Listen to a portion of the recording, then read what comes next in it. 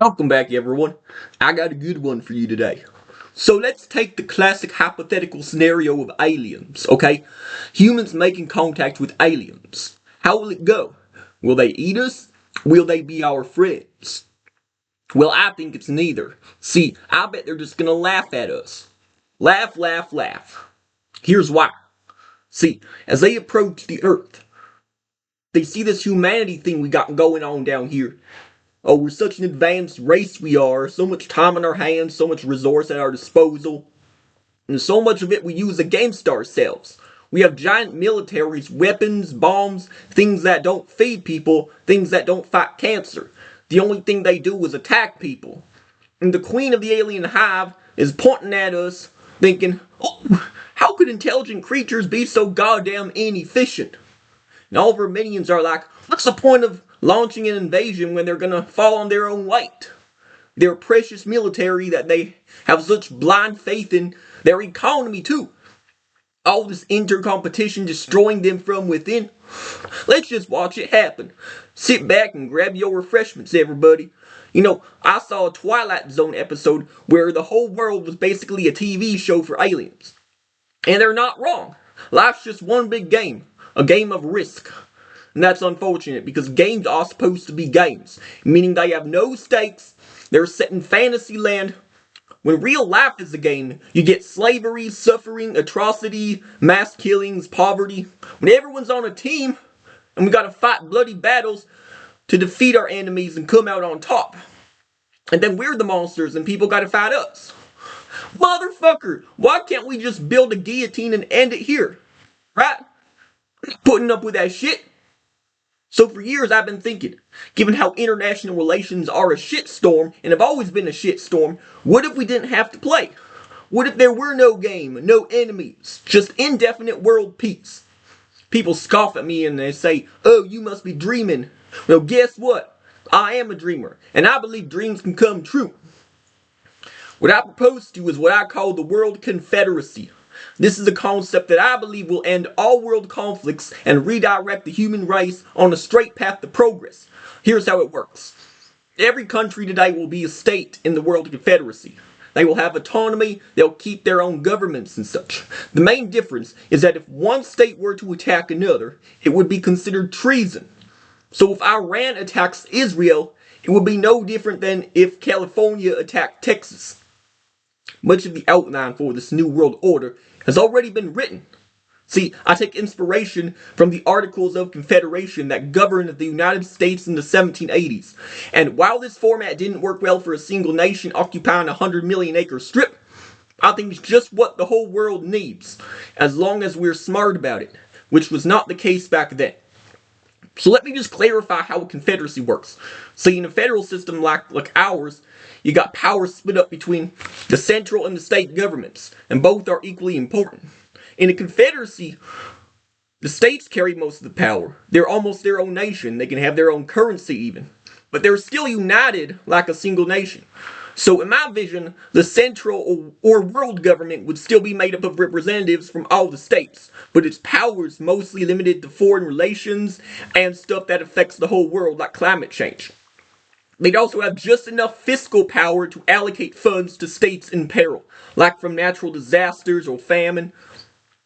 It's an insurance policy, which I suppose any state could opt out of. Issues like migration and foreign commerce would likely be split between the world and state governments. Though I anticipate a lot more free movement, like no passports and shit. 95% of domestic affairs will be solely handled by the states. So for this to work, we must sell the idea to the vast majority of nations and territories, including all world superpowers.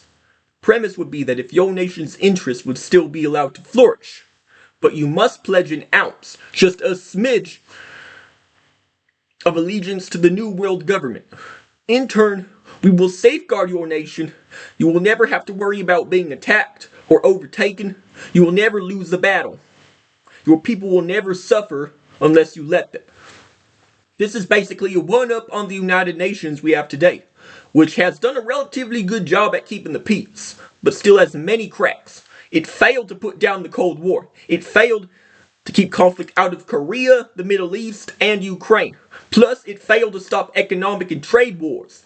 All nations, past and present, seem to have a dream.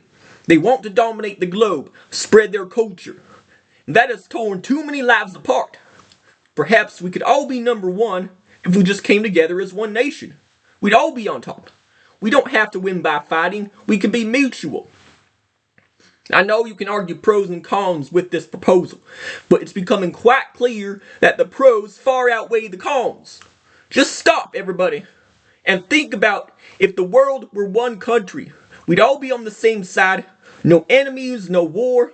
And war isn't just bad because it destroys things. War is expensive. All the money, time, and labor the world wastes keeping it safe from itself, for God's sake. You jump forward 1,000 years and look around you and think, all that 20th century bickering, what was it all for? We could have used that capital for so many other things. For food production, progress in the health and sciences, or to just figure shit out and bump our living standards up. But no, we still got people begging on the street.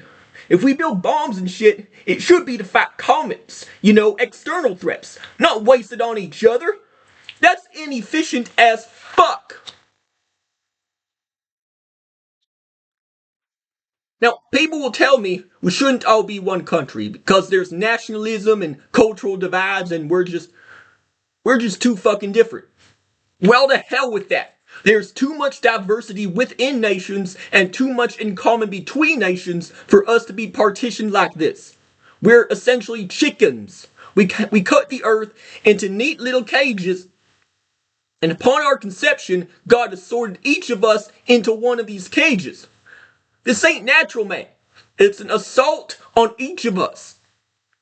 Take the United States. We're a melting pot. We got lots of different groups here. Meanwhile, part of the US where I live, people would rather break bread with Canadians, or Albertans in particular, than with Californians. See, I think culture is a distraction from what's really important in this world.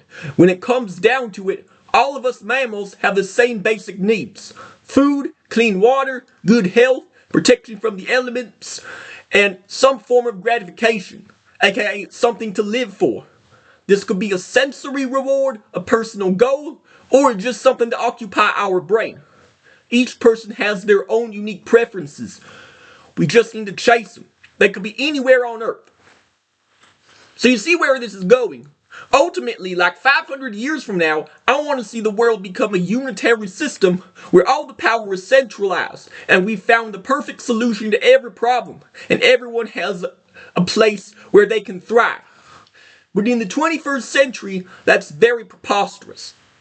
See, we need to take baby steps, and I believe the World Confederacy is one small step toward the right direction.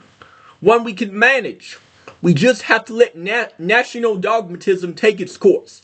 It will go away eventually, and something new, something deeper, raw, transcendent will emerge. Something that speaks to the individual. See, I may be a US citizen, but I fucking hate our flag. And I hate standing up to do the national anthem at sports games and shit. Our flag does not stand for true freedom. It stands for an empire. All flags do. And I don't want to pledge allegiance to none of them. Never lose sight of that, okay? If there is something to be patriotic about, if there is something to have pride in, it's the planet we all call home. I am a proud earthling. That big green flag that flies over all creatures, that's what I pledge allegiance to. That's what I'll defend.